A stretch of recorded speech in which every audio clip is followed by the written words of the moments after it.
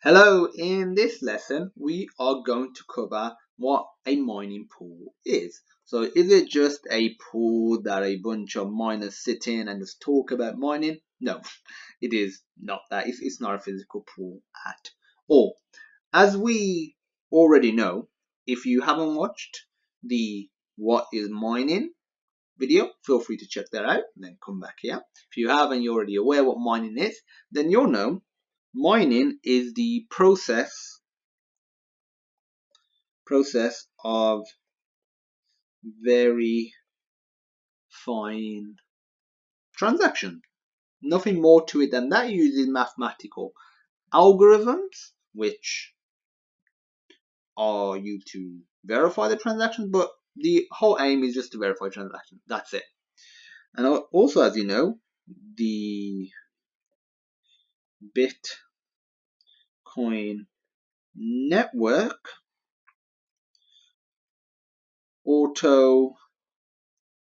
automatically increases the mining difficulty depending on how often it is occurring and how often coins are being produced. It just ensures that not too many coins get produced at any given time. So that's all good. So it's getting more and more difficult. We already know that. That's fantastic. Also, as you are aware, initially CPUs were sufficient for mining Bitcoin.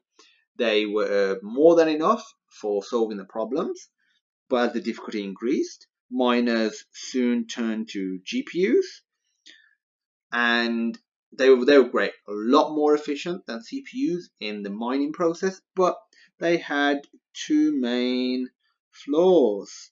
One, they ran very hot, and two, they weren't very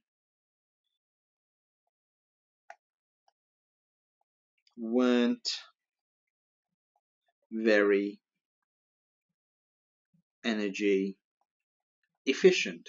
So they cost users a lot of money, and that's just to actually run them. If users were actually building, which they weren't, they still do, building systems specifically designed for mining, they had to also factor in that cost. And a lot of the time, it wasn't cost effective to do it, at least not at the price that it originally used to be.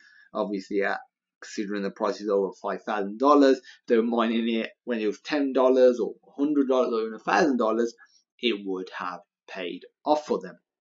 Then eventually came something called a ASIC card, which is just, it stands for Application Specific Integrated Circuit Chips, and they are specific processors designed for mining Bitcoin. They are very fast,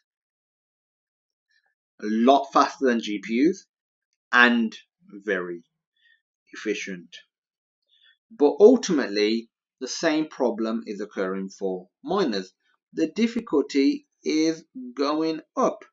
As more of it occurs, the difficulty increases. So you can either A, buy more hardware, buy more powerful hardware, but even then it is becoming very difficult just to be able to get into it. So the barrier for entry from a cost perspective is very high now to effectively mine Bitcoin, because you still could do it on a processor, but it would just be inefficient and there'll be no need. There will be no reason for you to do it.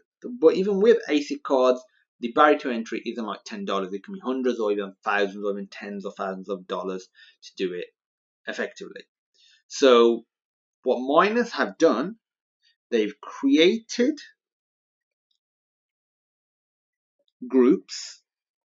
They have created groups where miners collectively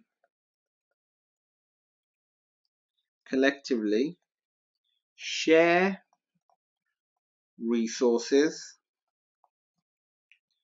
to mine / solve problems at a faster rate.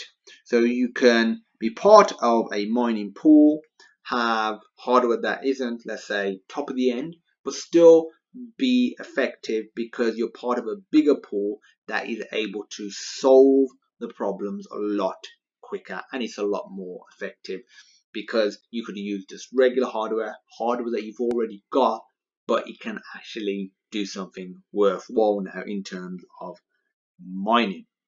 You might be thinking, how are the bitcoins that are generated split between the miners? They're not evenly split, which they shouldn't be.